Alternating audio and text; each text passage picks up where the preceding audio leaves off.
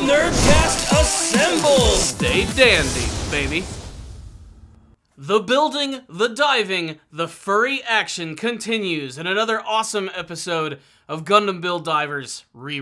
This really should have been the premiere episode of the beginning of the second half of the first season because, wow, it just gave us so much more than the last episode, which, yes, I understand was not a traditional recap in the sense of recap episodes, but again, like I said in my previous review, you can kind of skip that one altogether and just immediately jump into this one right here. You're not really going to miss anything, but it does pick up from the end of the last episode where Freddy meets up with the Build Divers yet again and tries to bring them into the world which has been suddenly rocked by the One Eyes and the evil mobile suits.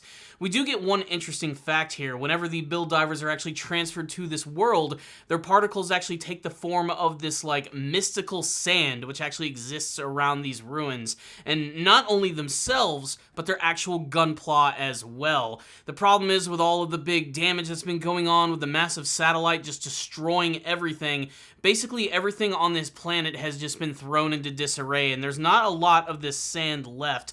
So it means they're not actually going to be able to bring all of their gunpla along for the battle. In fact, the only ones that come along are arguably the most useful, which is the brand new Core Gundam 2, which I absolutely love. It's very simple. It's very clear. It's going to get a number of upgrades, and you actually get to see it in action in this episode. And of course, you get to see May's mobile doll. These are really the two most unique of these mobile suits. I mean, I guess Parvis is pretty cool just for the fact that his mobile suit Morgiana can transform into a dragon and an SD Gundam, and I'm sure we're going to see a lot more of it if the intro is any indication. The point is, they're going to have to try and find more of this mystical sand in order to bring their weapons and to help out all of these furry people. But we do get to take a little bit of a breather and learn a little bit more about this world. Apparently other ruins exist on this planet, which is going to give them an opportunity to find this sand, and it looks like all of the team members are going to go on like their very own personal mission, with May and Hiroto teaming up to go to find another group of ruins and to fight against a group of enemies. You have Kazumi and Maya, who almost certainly are going to fall in love with one another, who are going on their very own personal mission, which is fraught with all sorts of weird awkwardness. And then, of course, there is Parvis, who is going to be joined by Freddy, and they're also being led by Maran, who returns in this episode, who's sort of like the guy who gives them all of the major advice in this episode, telling them that other ruins exist. They might be able to get some help there, and they might even be able to get some help from some potential sacred beasts. Now, something that I didn't mention in my last review at the very end of the episode is that there's this random dragon that just shows up out of nowhere in a post-credit scene. I'm not sure what its deal is, but it's pretty clear that this is some sort of sacred beast-like creature which exists on this planet, and according to Maran, they can use all the help they can get. Hell, I would love the help of a giant dragon. I think it would be pretty awesome. What sort of role it's actually going to play in the series remains to be seen, but now that I know what it looked like at the end of the last episode, you can actually get another glimpse of it in the intro of the show. It's very quick, and it's more like a blinding flash of light, but I'm interested to see what this whole sacred beast deal is going to be. So, like I said, everybody's going on their very own special mission. First, you have Maran, Freddy, and Parvis, who are going to find this sacred beast. And it looks like Freddy and Parvis are the ones who are going to have to go through all of the hardships. They're going to have to get in some sort of hot air balloon and make their way up to this clouds of this floating temple to try and meet this thing. And predictably, of course, they're shitting their little furry pants. Then, of course, you have Kazumi and Maya. And their relationship was definitely sort of tumultuous at the beginning of the first half of the first season. And here you get to see that they're already starting to warm up to each other a lot more, but there's this big just layer of awkwardness between the two of them because Kazumi is now realizing that these people are alive and that Maya is alive as well, and she's lost a lot of important people to her, yet at the same time he's also sort of impressed by her overall ability to sort of get over all of these things and to pick herself up by her furry bootstraps. And of course, like I said, there's this, dare I call it, sexual tension between these two characters, which is very strange. I mean, if you're into weird alien furry chicks, I guess this is the thing for you, but it's interesting to say the least. But obviously the big thing about this episode is finally getting some action, something that was sorely missing from the first episode of the premiere. Hiroto and May are going up against some of the new one-eyed mobile suits, which are actually based on the Gundam mobile suit originally seen in Mobile Suit Gundam Seed Destiny, and here they're decked out in that one-eye style with the black black and the purple and a completely different sort of like look to their face.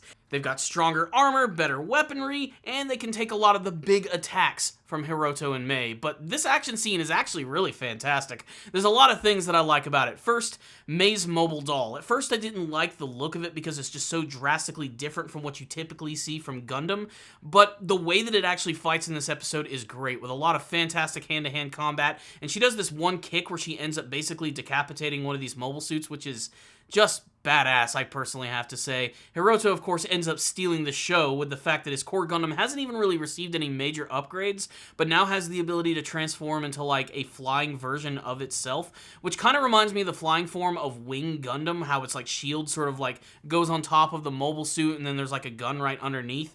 And there's a great action sequence where he ends up tricking one of these Windams by flying up into the sky and then just basically just hitting the brakes on the thrusters, falling beneath it, and blasting it into oblivion. It's really, really great. That, and I love the sword he has. It's like this little short blade, which he's able to use to cut through these mobile suits, and even is able to throw them to Mei, who's able to use them to great effect.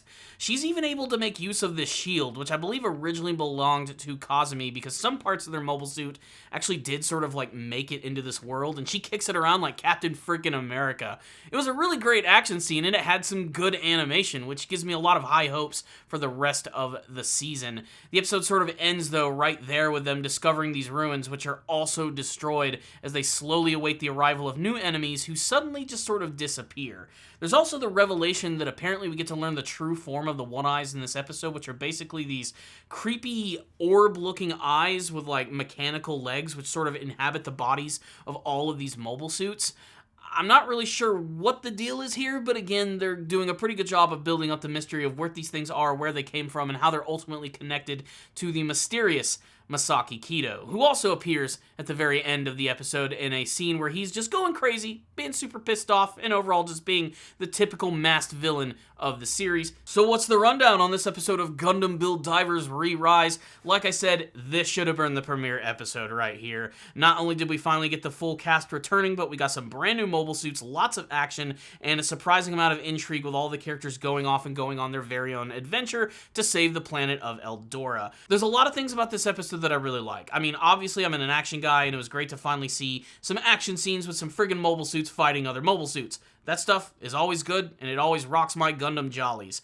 But the thing about this episode that I also really liked is by reintroducing the character of Miran, we can finally talk about Masaki Kido again, and the fact that Hiroto believes that even though what he's doing right now is bad, it's going against his will. It's something that he fully can't control, and he's doing this to sort of reassure Miran, and I really like that. I also really loved the interactions between Kazumi and Maya, despite the fact that they are incredibly awkward. That moment where he realized these people are real. They can be affected by death, and how he desperately wants to console her, but at the same time he doesn't want to sort of reopen wounds. It sort of humanized both Kazumi and Maya in that moment. Kazumi went from being this dumb, goofy, loud character into someone who was actually kind of thoughtful, and I thought that that was a pretty cool accomplishment. And of course, there is the fact that we now are introducing sacred beasts, so why not? Let's just introduce giant monsters in the series. What could go wrong? There's a lot to like about this episode, and production value-wise, it looked pretty good throughout most of it. So yeah, this was the proper introduction that the series needed, or reintroduction, I really should say, and it's got me really excited for the rest of the season and where it could be headed. There's a lot of twists and turns I'm expecting for this season, and I really hope that it does end up paying off in the end. And I really hope we're going to get to see more of these cool mobile suits, and maybe bring more attention to where they came from. You know, that was always one of my favorite aspects of Gundam Build Fighters, is how when there was like a new mobile suit, like the main character would talk about like what that mobile suit's based on, where it's from. The minute that Hiroto was battling against that thing called the Windam, I was like, oh yeah, those were the mobile suits which are used in Seed Destiny. In fact, one of them was used by Neo Roanoke, and just all that stuff is cool. I love those type of Gundam facts that are sort of like thrown into the episode. It's one of my favorite things about the spin-off part of this series.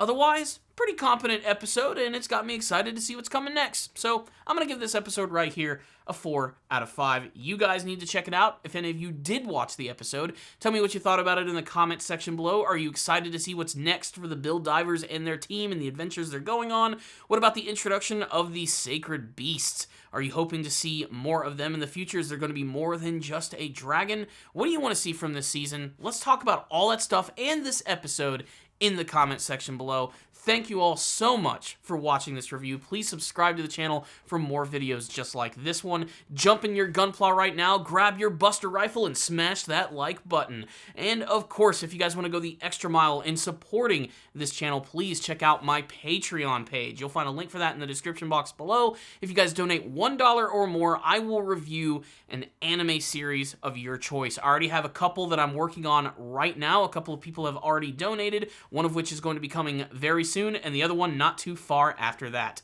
So there it is. Thank you guys so much for watching this video. I'll see you all next time, and as always, stay dandy, baby.